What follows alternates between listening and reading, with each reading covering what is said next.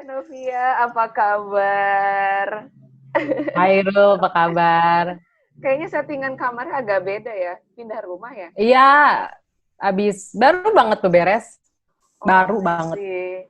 Ya, ya, kayaknya tambah Mm-mm. glowing aja deh. Beda mukanya kayak lebih... Aja, ini cahaya doang nih, tuh.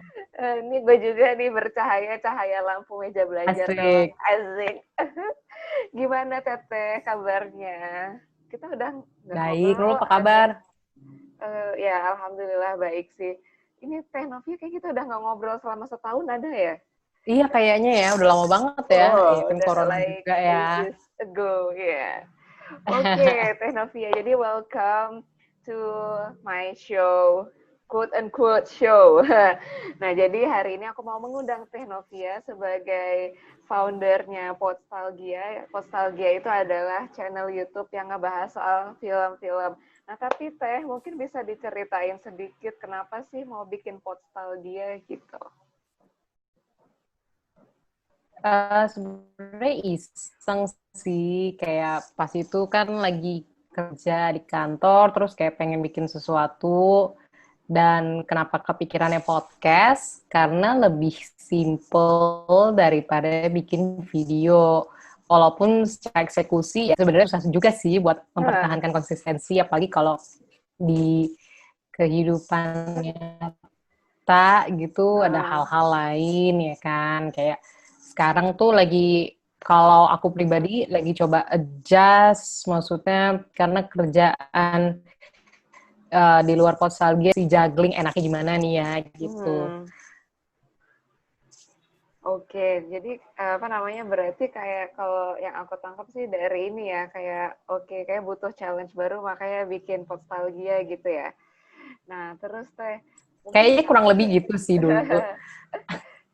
Oke, mungkin bisa diceritain teh kenapa Teh Novia ini sangat suka dengan dunia film. Sebenarnya kalau dunia film itu kalau aku pribadi bisa bilang itu salah satu trinitas Oke. alias dari apa namanya tiga tiga hal paling paling menghibur ya, maksudnya Hmm. untuk soal escape gitu, untuk soal hobi gitu, kayak Hmm. olahraga, aku juga senang nonton olahraga, Hmm. terus juga lumayan ngikutin K-pop lah Nah, sih. gitu, tapi yang kayaknya apa pas itu pengen diobrolin banget film karena pas itu maksudnya untuk K-pop lagi nggak apa namanya nggak heboh-heboh banget. Sekarang agak beda justru K-popnya lebih heboh. Dan untuk olahraga agak sulit aja sih mau ngomongin di podcast karena aku pribadi tuh kalau olahraga kayaknya lebih suka nontonnya aja. Cuma kalau ngobrolin kayaknya nggak se apa ya se bisa ngomongin film gitu. Wah, berarti ini ya panjang juga ya ceritanya kenapa lebih memilih film gitu ya dibanding alternatif yang lain. Nah, terus nih kan apa namanya Kurang kalau lebih. ya kalau menurut aku Teknovi ini inspiratif banget karena benar-benar out of the box banget gitu kan. Dimana biasanya anak muda seumuran kita itu lebih memilih sesuatu yang apa ya sifatnya settle gitu kan. Kalau ini kan sifatnya masih kayak eksperimen, masih mencari terus gitu. Kira-kira kenapa sih teh kayak apa sih namanya memilih tantangan bersama si Nostalgia ini mungkin bisa Mm-hmm. diceritain dan mungkin juga bisa diceritain kisahnya gitu dalam menghadapi kan kalau misalnya di seumuran kita nih cewek-cewek umur 20-an pertengahan nah, banyak nih kegalauan-kegalauan kayak oh apa namanya mau jadi ABCD tapi kok kayak belum nyampe gitu. Mungkin katanya bisa cerita tentang hal itu dan ya nostalgia gitu.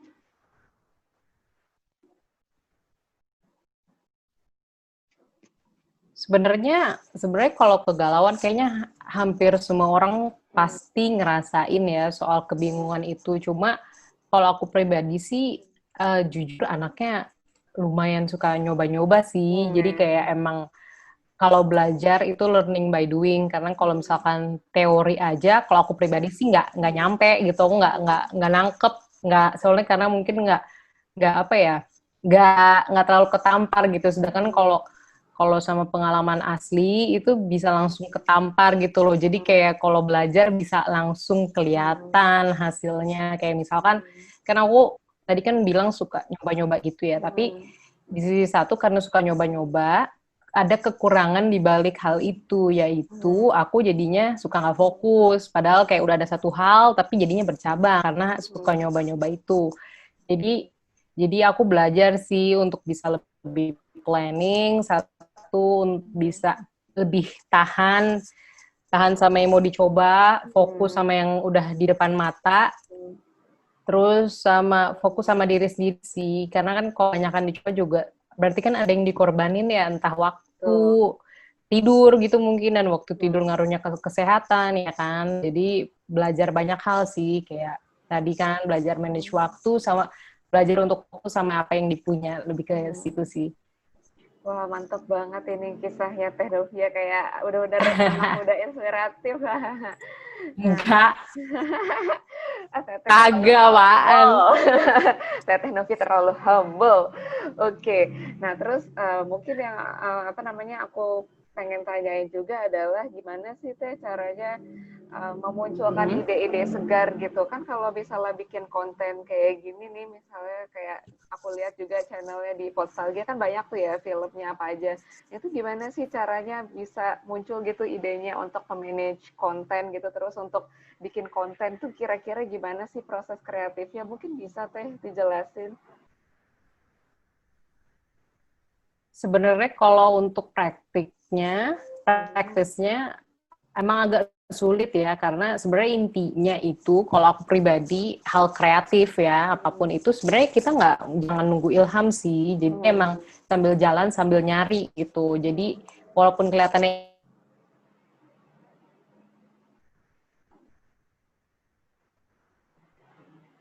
Ya putus. Nggak, tunggu koneksiku penuh sih.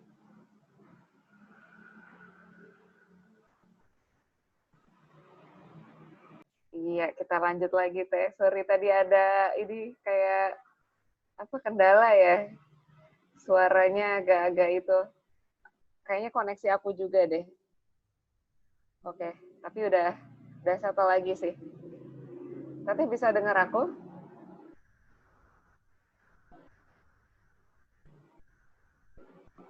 Halo?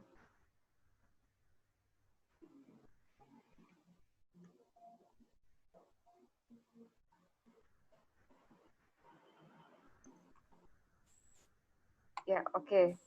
halo Rul, Ya, halo, kedengeran?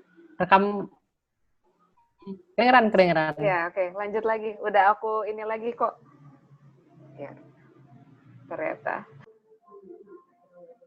Ya, halo. Kita masuk lagi. Jadi sorry nih kayak agak putus nyambung gitu ya. Tapi mudah-mudahan tetap bermanfaat nih ilmunya dari obrolan kita malam ini. Tetap ketampi. Udah kedengeran belum? Kedengeran, Aku jelas udah banget. dengar suara Nurul sih. Jelas banget Sip. suaranya.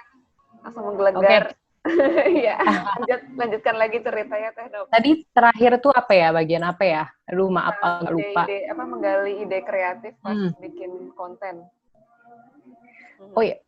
Oh ya, jadi, nah tadi kan aku sempat bilang kalau aku kan tipenya bukan yang apa ya, menunggu ilham gitu atau kayak nunggu tiba-tiba datang ide. Aku sih lebih percaya kalau ide ya sebenarnya emang dicari sih. Jadi sebenarnya dunia kreatif justru walaupun susah ya secara praktis itu butuh disiplin banget sih buat nyari ide lah, buat buat ngejaga idenya lah, buat ngeeksekusi idenya gitu. Dan aku juga lagi agak kesulitan buat ngeksekusi Postalgia karena ya tadi udah yang apa udah aku bilang juga di awal, lagi apa kerjaan selain di Potsalgia lagi lumayan padat, jadi agak sulit juga buat maintain waktu, bahkan kayak sampai weekend juga lumayan padat karena ada les juga, jadi kayak waktu kosong banget tuh agak sulit juga sih nyarinya. Tapi ya udahlah, nggak apa-apa. Wah, berarti keren banget ya, kayak apa sih namanya kesibukannya selain Postalgia masih kayak mau mengupgrade diri gitu ya, ikut kursus-kursus gitu. Nah, terkait hal tersebut aku punya pertanyaan lain nih Teh.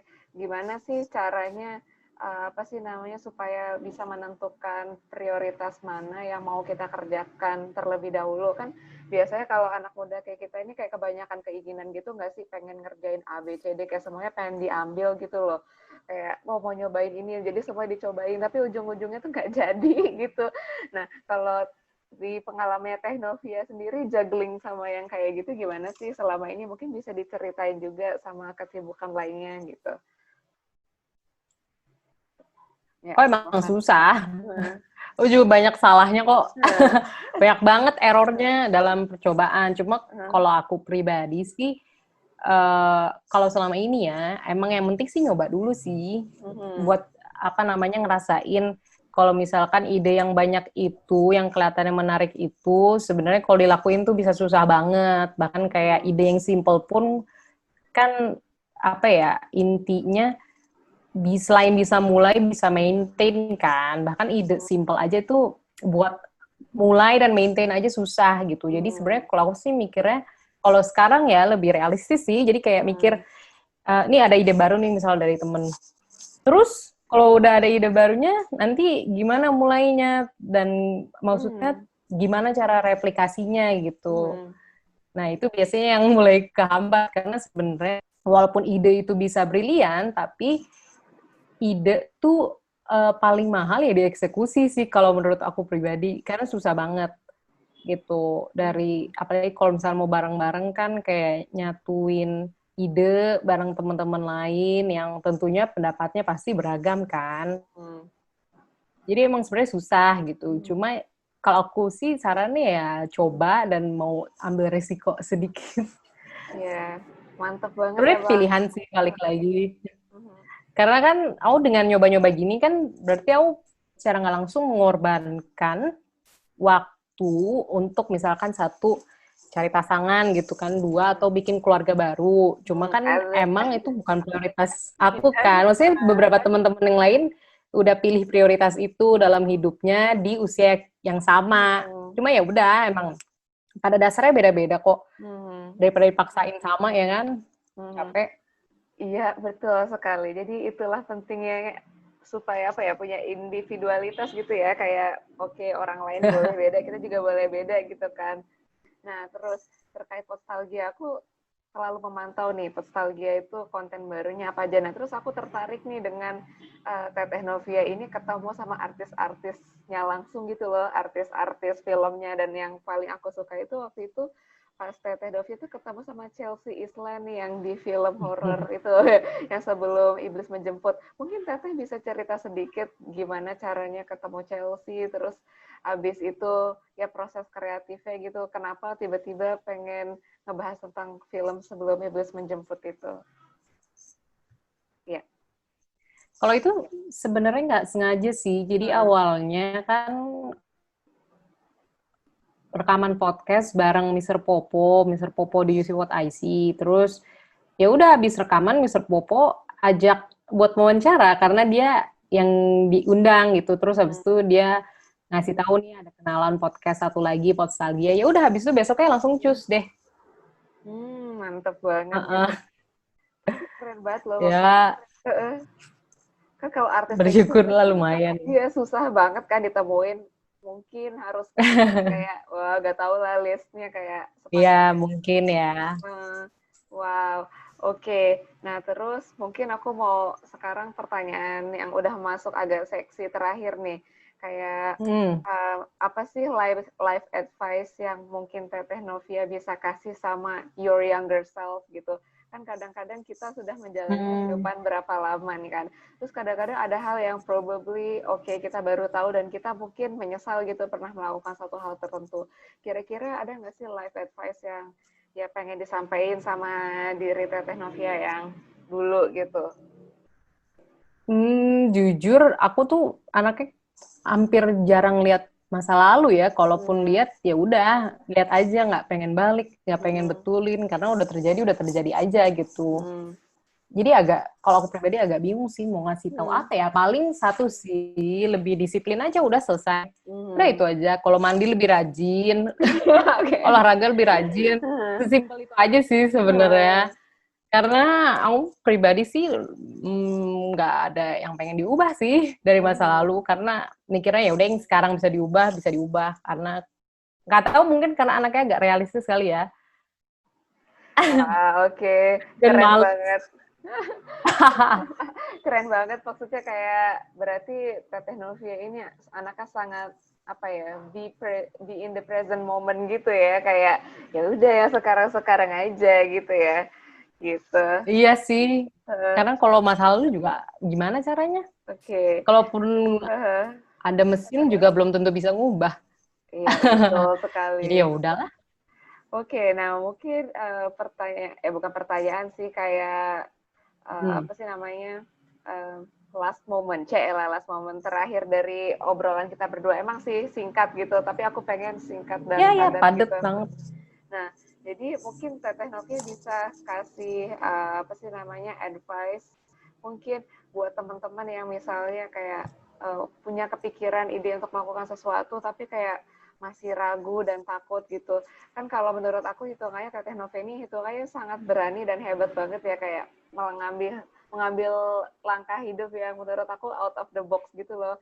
Gak semua orang kan mau meninggalkan zona nyaman gitu. Nah, Teteh ada nggak sih advice gitu buat orang-orang yang kayak, oke, aku pengen keluar dari zona nyamanku gitu.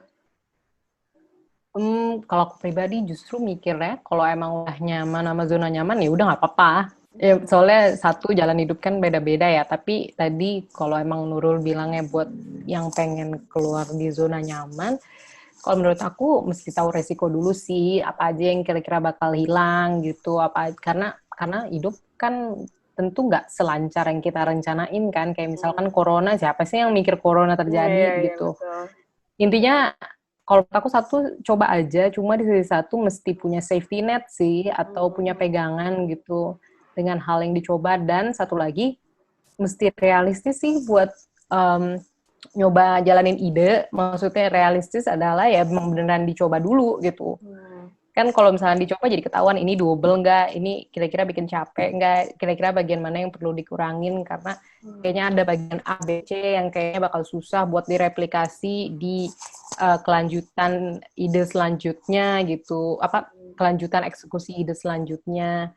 Jadi satu tadi kan kayak realistis, intinya realistis, terus kayak punya safety net, sama satu lagi itu sih ini yang emang susah banget, disiplin sih, karena itu tuh sebenarnya kunci hidup banget dan emang susah banget. Aku pribadi juga kayak males, suka lupa lah, teledor lah. Cuma aku pribadi mau coba belajar buat disiplin sih, sesimpel mandi lah 2 kali sehari gitu, atau kayak abis bangun tidur langsung ngerapihin kasurnya, atau kayak abis apa suka beresin kamar gitu loh.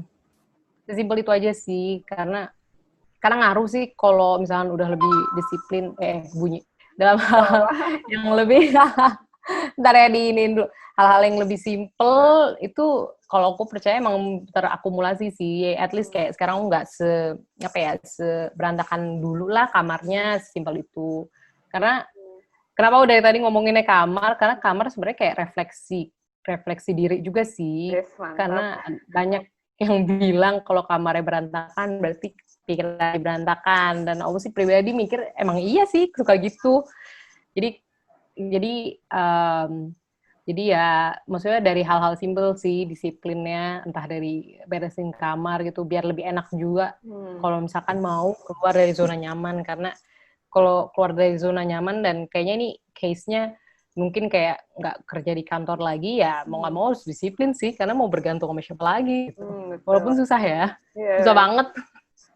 Iya, betul sekali Teh, aku sangat setuju. Nah, apa namanya, buat teman-teman penonton, kurang lebih gitu obrolan kita berdua, aku Nurul dan temanku Novia.